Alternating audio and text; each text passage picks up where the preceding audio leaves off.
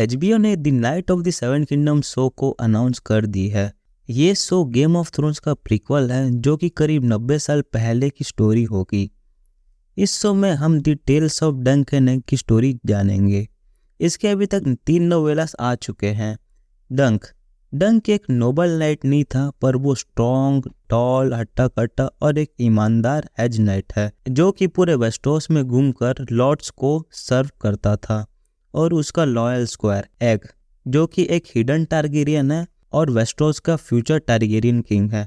आज हम the mystery night के नोवेला की स्टोरी जानेंगे। मैं इससे पहले डंक एंड एग के 2 नोवेला की चैप्टर कवर कर चुका हूँ, द हेज नाइट और द स्वॉन स्वॉर्ड। अगर नहीं देखा तो वो पहले देख लो।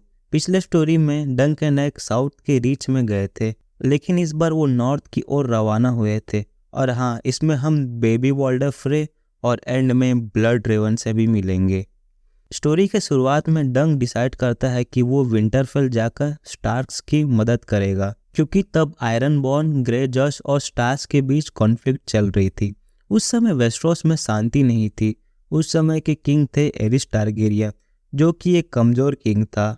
उसने अपने अंकल ब्रिंडन रिवर्स, जिसको सब ब्लड ड्रेवन करके पुकारते हैं, उसको वेस्टरोस रूल करने दे दिया था। बहुत सारे स्मॉल फोक्स ब्लड ड्रेवन को हेट करते थे, क्योंकि ब्लड ड्रेवन एक बास्टर्ड था और उसे सब काला जादूगर और किंग्सलेयर बोलते थे।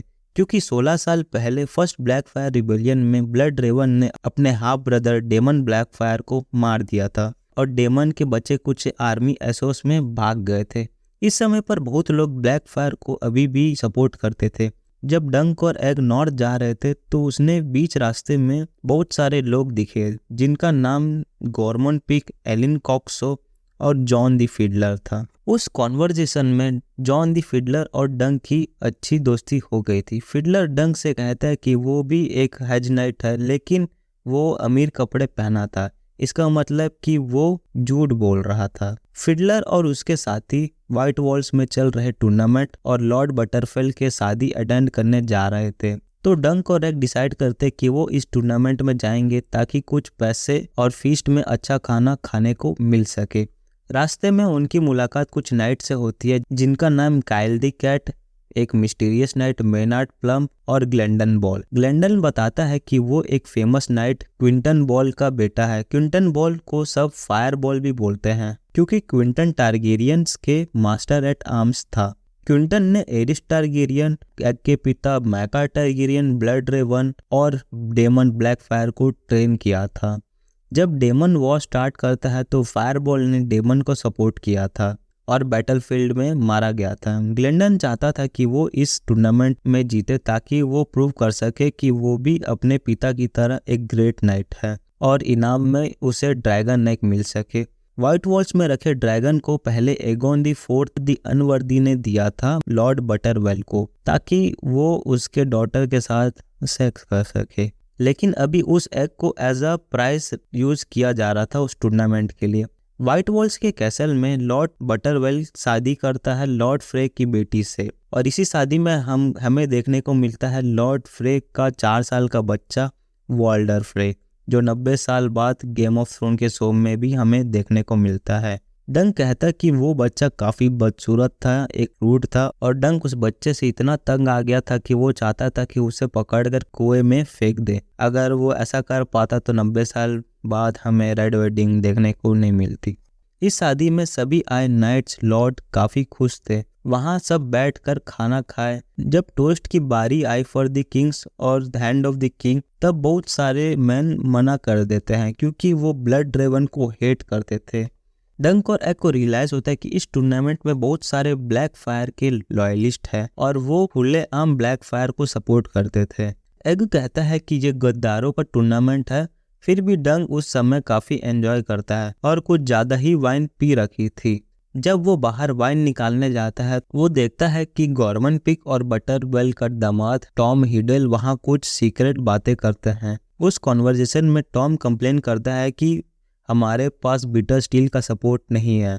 बिटर स्टील डेमन ब्लैकफायर का हाफ ब्रदर था, जो उस रेबेलियन में डेमन को काफ़ी सपोर्ट किया था। डेमन द फर्स्ट ब्लैकफायर रेबेलियन में मारा जाता है तो वो डेमन और उसके सर्वाइविंग सन्स को लेकर एसोस चल दिया था ताकि वहाँ कुछ आर्मी इकट्ठा करके फिर से वेस्टोस में इन्वेट कर सके। उन दोनों के कन्वर्जेशन में पीक कहता है कि उसे बीटर स्टील की हेल्प नहीं चाहिए क्योंकि हमारा प्रिंस ड्रीम में देखा था कि ड्रैगन नेक इस समय हैच हो जाएगा। इससे हमें ये पता चलता है कि पीक, ब्लैक टॉम, लॉर्ड बटरवेल और फ्रे सेकंड ब्लैक फायर रिबेलियन को प्लॉट कर रहे थे और ये जो टूर्नामेंट था वो बस एक एक्सक्यूज था ताकि सभी ब्लैक फायर सपोर्टर्स को इकट्ठा कर सके, फिर एक वॉर स्टार्ट कर सके against the iron throne. Feast में बहुत सारे डॉब्स भी आए थे और वो डॉब्स सरप्राइजिंगली ब्लड ड्रेवन के लिए काम करते थे। डंक उस रात काफ़ी पी रखा था तो वो ठंडी हवा लेने के लिए बाहर आया था।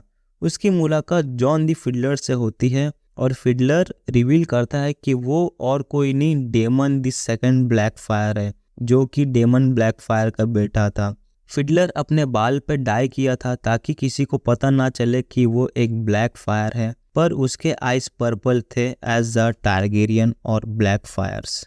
वहाँ पीक आकर फिडलर, जो कि एक डेमन द सेकंड टारगेरियन है, उसे शांत करा देता है और डंक वहाँ से जाके सो जाता है। अगली सुबह डंक ब्लैक फायर के बारे में सब भूल गया था। डंक को बस उस टूर्नी में कुछ मैच जीत कर और कुछ पैसे कमाकर वहाँ से निकलना था, लेकिन डंक जॉस्टिंग में उतना अच्छा नहीं था। वो तलवारबाजी में अच्छा था पर जॉस्टिंग में वो बस एक एवरेज फाइटर था।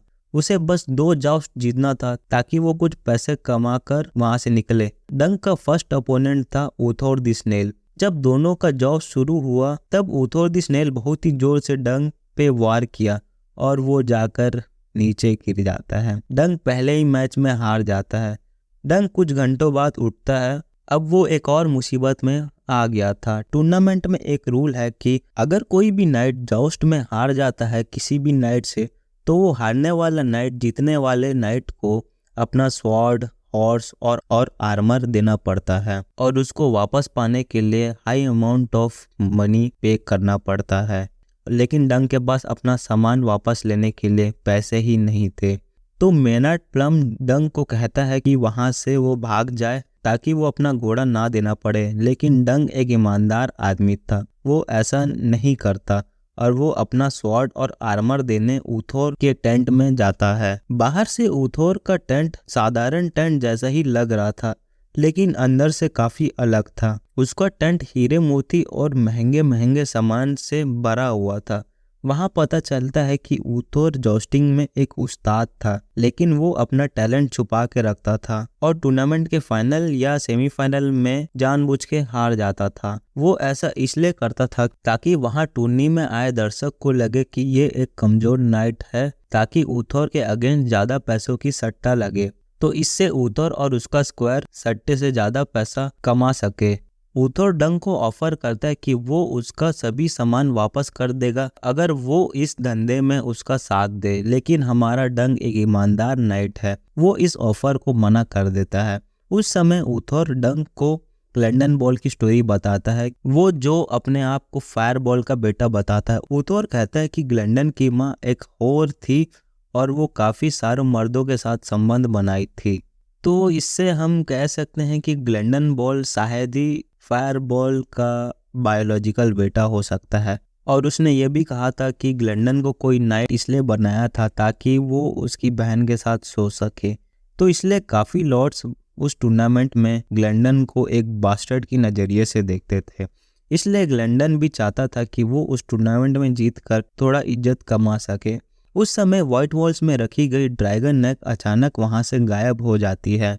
जब ये बात सभी को पता चलता है तब पीक ने ग्लेंडन बॉल के ऊपर आरोप लगाया था और उसे जेल में डाल दिया था, लेकिन ड्रैगन एग की चोरी और कोई नहीं, ब्लड ड्रेवन के बौने किए थे और वहां पर स्क्वायर एग गायब हो गया था।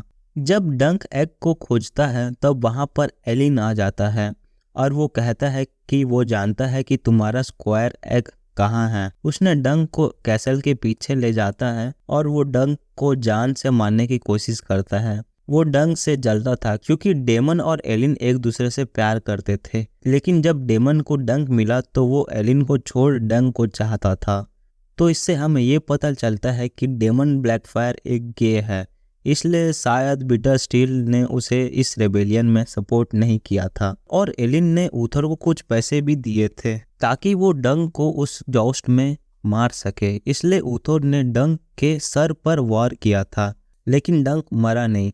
ये प्लान फेल होने के बाद एलिन खुद ही डंक को मारना चाहता था। दोनों के बीच वहां एक छोटा सा फाइट होती है। फिर आखिर में डंक उसे मारकर कुएं में ढकेल देता है। फिर वहां चोटिल डंक का इलाज करने मेनार्ड प्लम आता है और वो बताता है कि उसका स्क्वायर एग सेप्ट के अंदर है। एग सीधा लॉर्ड बटरवेल्थ के सामने जाकर अपना आइडेंटिटी रिवील करता है और वो कहता है कि वो एगॉन टारगेरियन है।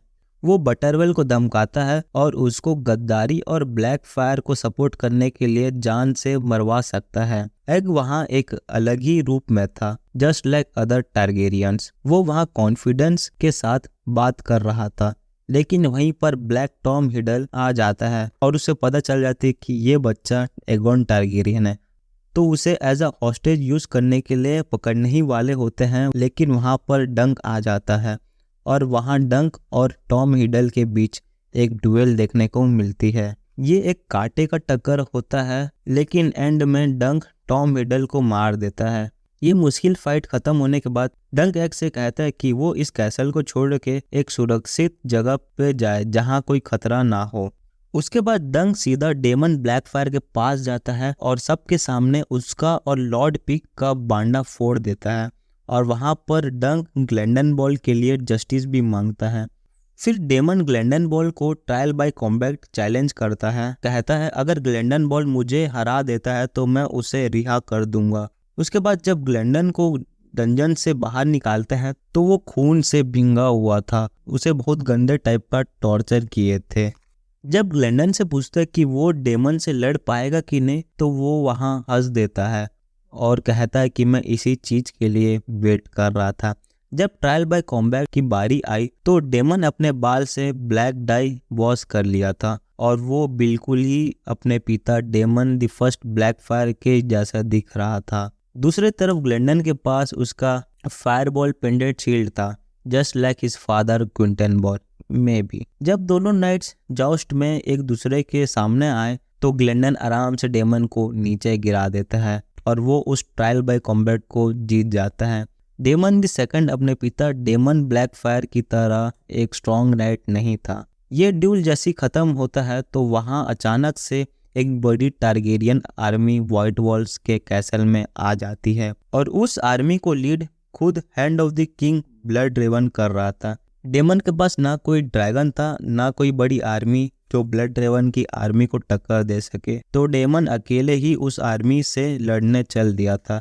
लेकिन इसका कुछ मतलब नहीं था। ब्लड रेवन ने डेमन को अरेस्ट करके और वहीं पर ब्लैक फायर का झंडा को जला दिया था और ऐसे ही the second black fire rebellion खत्म हो जाती है। ब्लड रेवन वहाँ जितने भी आरोपी हैं उसको अरेस्ट कर लेता है और वो खुद ही डिसीजन लेता है कि किसका जान बख्श दे और किसका सर काटे। ब्लड रेवन डिसाइड करता है कि वो लॉर्ड बटरवेल को नहीं मारेगा, लेकिन उसका कैसल डिस्ट्रॉय कर देगा और उसका सारा पैसा छीन लेगा। उसके बाद ब्लड रेवन लॉर्ड पिक को एग्जीक्यूट कर देता है और फ्रेश को रिहा कर देते हैं। जब डंक और एग ब्लड रेवन से मिलते हैं तो ब्लड रेवन पूछता है कि तुम दोनों यहाँ क्या कर रहे हो, लेकिन वहाँ प्रिंस एग कॉन्फिडेंस से कहता है कि आप आने से पहले हम यहाँ के मैटर सॉल्व कर दिए थे। और वहाँ प्रिंस एग गोल्ड डिमांड करता है ताकि सर डंक अपना स्वॉर्ड और आर्मर वापस ले सके और ग्लेंडन बॉल को रिहा करके कुछ इनाम देने का रिक्वेस्ट करता है। गोल्ड के डिमांड के बाद सर डंक और स्क्वायर एग अपना आर्मर वापस लेकर वहाँ से निकल जाते हैं और ये स्टोरी यहीं पर एंड होती है। ये थी टेल ऑफ डंक एंड एग की तीसरी और फाइनल नोवेला जो कि अभी तक रिलीज हुई है। ऑथर जॉर्ज आर मार्टिन डंक और एग के कम से कम 10 नोवेला और लिखने का प्लान कर रहे हैं ताकि डंक और एग की स्टोरी कंप्लीट हो सके। क्या जॉर्ज भैया डंक और एग की स्टोरी कंप्लीट कर पाएंगे? वो तो वक्त ही बताएगा। तब तक के लिए बाय।